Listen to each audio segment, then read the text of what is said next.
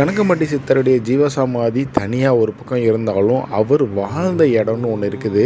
அது வந்து பார்த்திங்கன்னா முன்னாடியே இருக்கும். அந்த வாழ்ந்த இடத்துல அவர் பயன்படுத்திய அந்த அந்த பெட்டு, கட்டிலு, அப்புறம் அவர் சாஞ்சு உட்கார்ந்துருக்கக்கூடிய நாற்காலி, அவர் பயன்படுத்திய ஒரு கார், அவர் பயன்படுத்திய ஒரு T50 இப்படின்னு சொல்லிட்டு எல்லா பொருளையுமே தெய்வாம்சம் பொருந்த பொருளாக தான் பார்க்குறாங்க. ரொம்ப அங்கே ஒரு முக்கியமான இன்னொரு விஷயம் அப்படின்னு பார்த்திங்கன்னா, அவருடைய ரூமுக்கு எய்த்தாப்புலேயே பார்த்திங்கன்னா ஒரு மரம் இருக்குது. அந்த மரம் வந்து என்ன அப்படின்னா கோரிக்கை மரம் அப்படின்னு சொல்கிறாங்க. அந்த மரத்தை வந்து அவங்க மனசில் நினச்சிக்கிட்டு அது ஒரு பேப்பரில் எழுதி அது ஒரு கயிறில் கட்டிடுறாங்க. அவங்க நினச்சி வேண்டி வந்த காரியம் நிறைவேறுது அப்படின்னு சொல்கிறாங்க. அது கீழேயே ஒரு விளக்கு எரிஞ்சிக்கிட்டே இருக்குது எப்பயுமே.